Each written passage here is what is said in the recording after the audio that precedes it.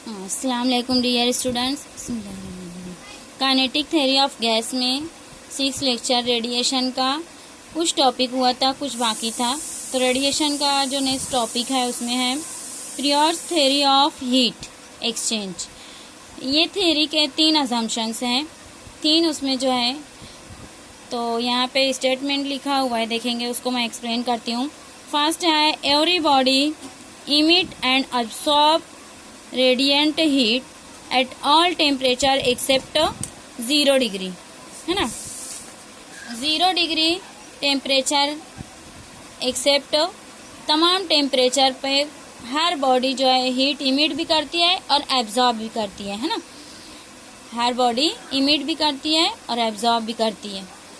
ये फर्स्ट उसका जो है assumption। सेकंड है the rate of emission of depends upon temperature of body, nature and surface area of body and independent of the temperature of surrounding. Surrounding के temperature पे depend नहीं होती।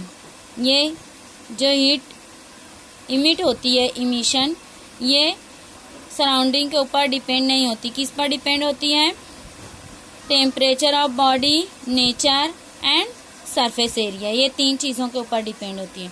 इसी तरह से द रेट ऑफ एब्सॉर्प्शन, ये absorption जो है ये इमिशन का हुआ। ये एब्सॉर्प्शन किसके ऊपर डिपेंड है? टेम्परेचर ऑफ सराउंडिंग, सराउंडिंग के टेम्परेचर के ऊपर, और ये नेचर एंड सरफेस एरिया के ऊपर डिपेंड होती है, independent of temperature of body. Body के टेम्परेचर पे एब्सॉर्प्शन डिपेंड नहीं होता है ना। तो इस तरह से ये तीनों। अब इसका देखेंगे, अगर कोई बॉडी कोल्ड बॉडी है placed in hot surrounding, it's rate of emission is less than rate of absorption, hence body gains heat, its temperature increases till the isothermal condition is found, है ना। इसके बाद देखेंगे ये तीनों असम्पशंस के बाद Kirchhoff's law of radiation. Kirchhoff's law of radiation में ये डायग्राम डबल कोटेड जो है, ये कोटेड वॉल, इसको इनक्लोज किया गया 2 बॉडीज को, ए और बी। बॉडी ए और बी दोनों सेम साइज के हैं। यहाँ पे ऑर्डिनरी बॉडी है ए, और बी बॉडी जो है वो परफेक्टली ब्लैक बॉडी है। तो किरचॉफ्स लॉ इज, उसका स्टेटमेंट पहले देखेंगे। At a given temperature emissivity and absorptivity of body are equal. Emissivity और एब्सॉर्प्टिविटी को ए और ई से डिनोट करते हैं, ये एब्सॉर्प्टिविटी और इमिसिविटी ई। तो ये दोनों इक्वल होते हैं कब? एट गिवन टेम्परेचर, ये दोनों इक्वल हैं। It is proved bye Kirchhoff, है ना। ये किरचॉफ्स लॉ है ऑफ रेडिएशन। अब हम इसका प्रूफ देखेंगे। तो इसके प्रूफ में देखेंगे, सबसे पहले consider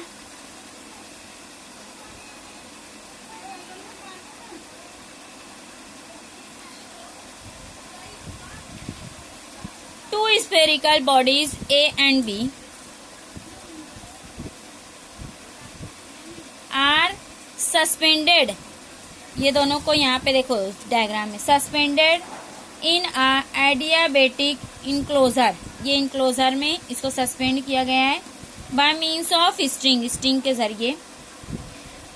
the enclosure is full of radiation and kept at constant temperature. ये पूरा केप्ट एट कांस्टेंट टेम्परेचर, ये पूरा सिस्टम कांस्टेंट टेम्परेचर पे रखा गया है ना।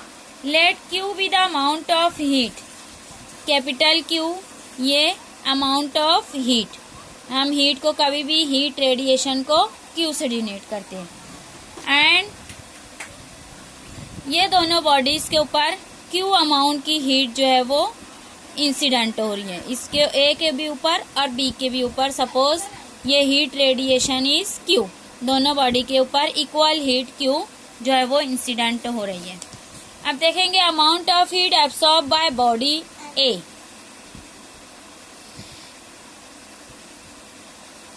हीट एब्सॉर्ब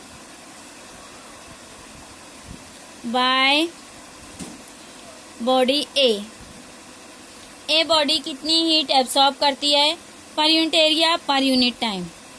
पर unit area per unit time. कितनी हीट एब्जॉर्ब करती है? इट इज इक्विवेलेंट टू इस एब्सॉर्प्टिविटी इनटू क्यू। इसकी जो एब्सॉर्प्टिविटी है और क्यू अमाउंट ऑफ हीट जो इंसिडेंट हो रही है इस बॉडी पर, है ना। अब amount of heat absorb by body B, यहाँ पे heat absorbed by body B per unit area per unit time, it is equivalent to, अब बॉडी बी के ऊपर जो हीट एब्सॉर्ब हो रही है ई, इसका अमाउंट है ए इंटू क्यू, है ना।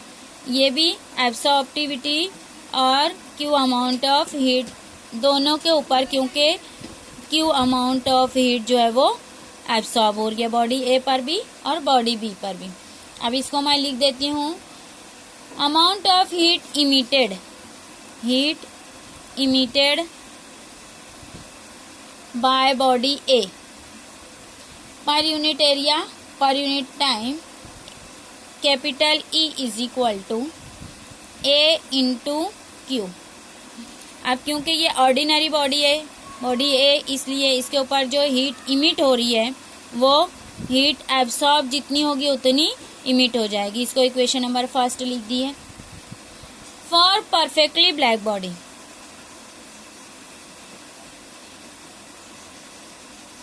ब्लैक बॉडी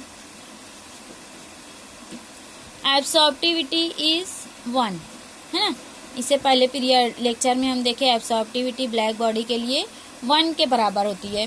तो amount of heat emitted by body B per unit area per unit time is equal to B body के से जो इमिट हो रही है it is E into B minus Q, है ना। ये ई बी इमिसिव पावर और ये बी बॉडी बी की इमिसिव पावर है माइनस क्यू, जो टोटल इंसिडेंट हो रही है उसकी इमिसिव पावर में से वो माइनस हो जाएगी। तो दिस इज इक्वेशन नंबर 2। अब इक्वेशन फर्स्ट और सेकंड को डिवाइड करने पर, divide equation number first and second, ये हो जाएगी equation E upon E B is equal to A Q upon Q.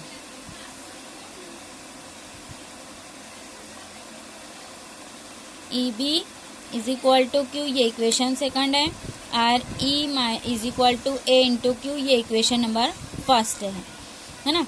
तो यहाँ से दोनों इक्वेशन को डिवाइड करने पर हमको क्या रिलेशन मिलती है, ई अपॉन ई बी, यहाँ से ई कैंसिल हो जाएगा, यहाँ से क्यू कैंसिल हो जाएगा, तो A is equal to E, या E upon E B is equal to emissive coefficient of emissive power या इमिसिविटी, है ना। ये यहाँ पे पुट कर दिए तो ये क्यू कैंसिल करके ये बचेगा E is equal to A, या A is equal to E. This is the proof of Kirchhoff's law, है ना। ये किरचॉफ्स लॉ का प्रूफ। अब इसके बाद नेक्स्ट जो टॉपिक है हमारा वो है Stefan's law of radiation. Stefan's law क्या है, पहले यहाँ पे उसका स्टेटमेंट देख लेंगे। The emissive power of perfectly black body is directly proportional to 4th power of its absolute temperature, यानी E is directly proportional to its 4th power of temperature, है ना। तो यहाँ पे E is equal to sigma into T⁴, where sigma is proportionality constant, sigma जो है वो proportionality constant है, and it is called Stefan's constant, called Stefan's constant. 4th power of temperature है ना, सिग्मा को। तो ये जो इक्वेशन हमको मिली E is equal to sigma T⁴ by Stefan's law. अब यहाँ पे देखेंगे हम for ordinary body, for ordinary body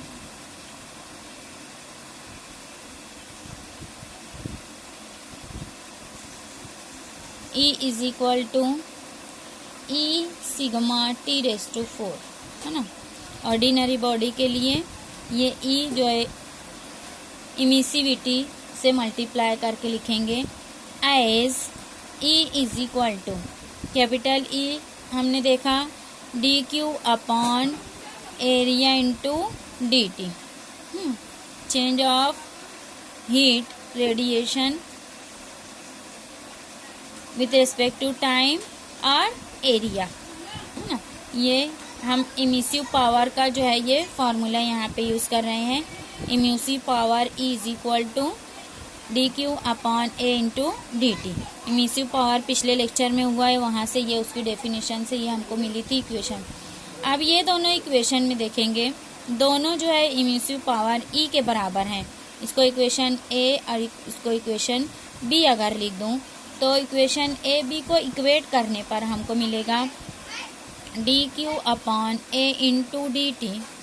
ये दोनों इक्वेशन को इक्वेट करने पर is equal to E into sigma T⁴। अब इस इक्वेशन को हम सॉल्व करेंगे तो ये हो जाएगी, यहाँ से एरिया को इधर ला के मल्टीप्लाई कर देंगे, dQ upon dt is equal to E into A into sigma T⁴।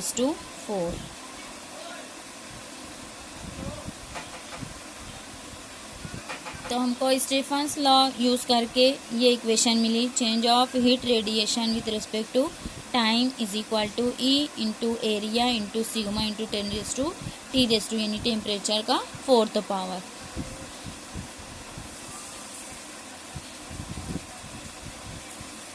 अब अगर कोई दो बॉडीज़ हैं कंसीडर, तो if hot body is placed in cold surrounding यानी T is greater than T0, तो टेम्परेचर का जो डिफरेंस आएगा the rate of loss of heat, ये हम मालूम कर सकते हैं इस इक्वेशन से।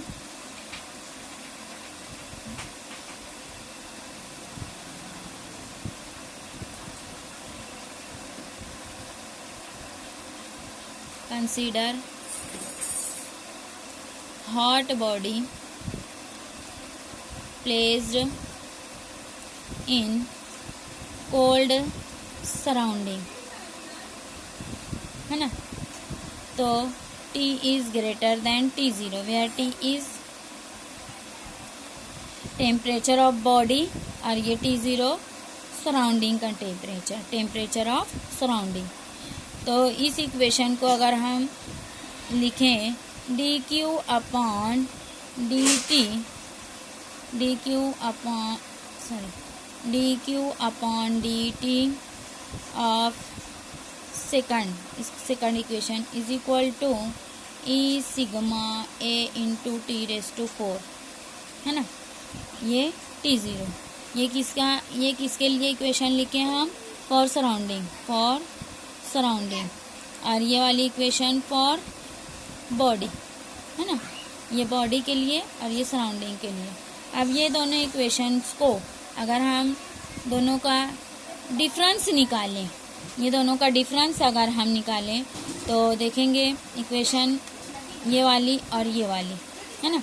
ये दोनों का डिफरेंस अगर हम निकालें तो हमको मालूम हो जाएगा rate of loss of heat कितनी हो रही है ना। तो डिफरेंस निकालने के लिए यहाँ पे देखेंगे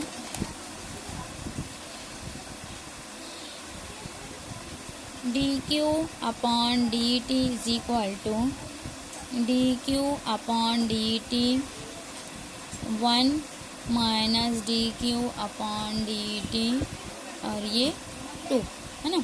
ये बॉडी के लिए और ये सराउंडिंग के लिए, है ना, इक्वेशन। तो ये हो जाएगी equation is equal to EA sigma T⁴ minus E sigma A T⁴, ये T0 सराउंडिंग टेम्परेचर के लिए है ना। अब ये दोनों का डिफरेंस जो आएगा ई सिग्मा इंटू ए कॉमन निकाल लेंगे, T⁴ minus T⁴. This is the rate of change of heat, है ना। कितनी लॉस हो रही है, हीट लॉस इन सराउंडिंग में कितनी हीट लॉस हो रही है, it is given by this equation. फिर नेक्स्ट टॉपिक है हमारा energy, spectral distribution of black body radiation. ये डायग्राम देखेंगे, this is the energy distribution of black body radiation as a function of wavelength, है ना। तो यहाँ पे हम एक्स एक्सिस पर वेवलेंथ लेंगे और यहाँ पे रेडिएंट पावर, है ना, रेडिएंट पावर। ये दोनों का ग्राफ जो है 2 मार्क्स के लिए इसके ऊपर क्वेश्चन आता है। यहाँ पे देखेंगे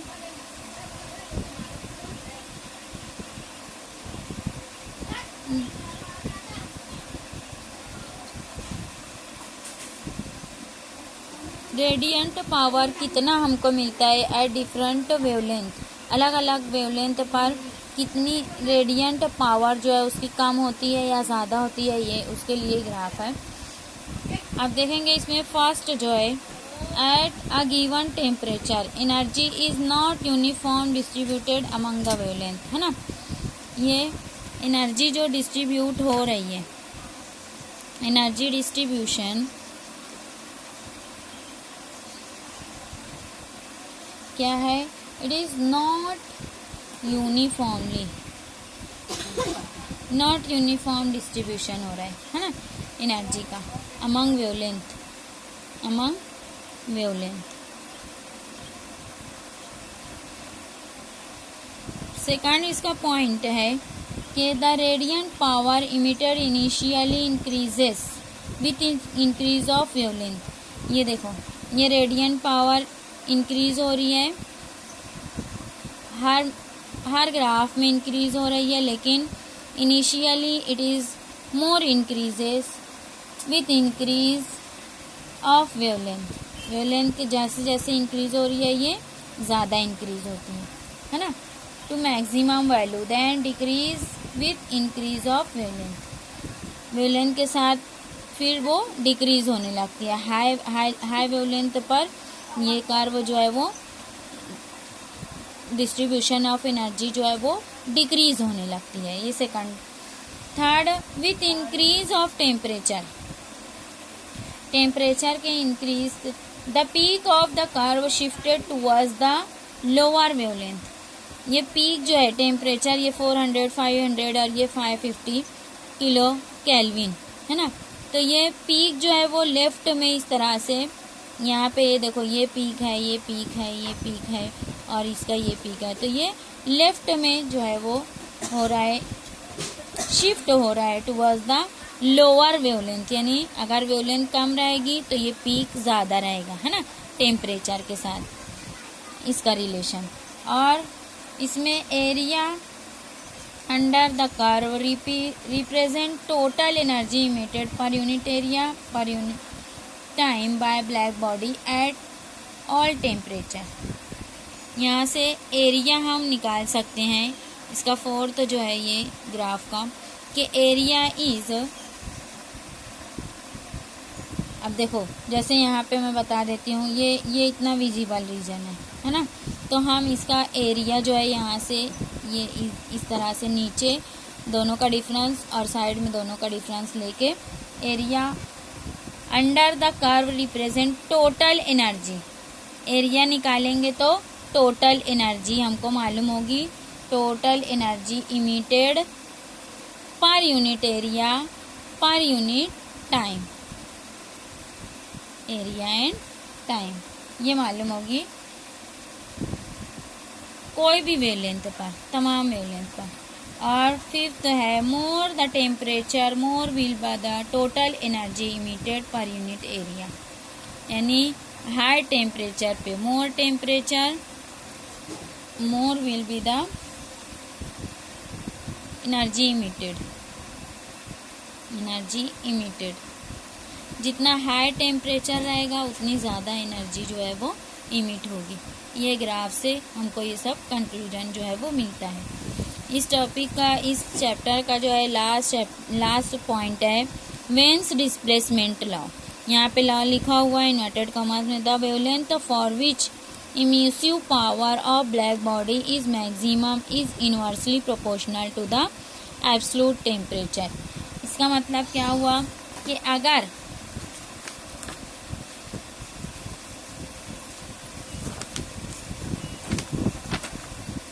ये वेवलेंथ मैक्सिमम ले हम तो it is inversely proportional to the temperature, है ना। ये वेन्स डिस्प्लेसमेंट लॉ है। अब इसको हम देखते हैं सॉल्व करके। यहाँ पे अगर लैम्डा मैक्सिमम है, lambda max wavelength maximum is inversely proportional to the temperature. Inversely proportionality की अलामत को ख़त्म करेंगे तो यहाँ पे कांस्टेंट बी लगाएंगे, lambda max is equal to B upon T, therefore lambda max into T, ये टी ला के मल्टीप्लाई कर दिए, is equal to B. B is constant and it is called Wien's constant. इसकी वैल्यू जो है B is equal to, ये constant की वैल्यू जो है 2.897 इंटू 10⁻³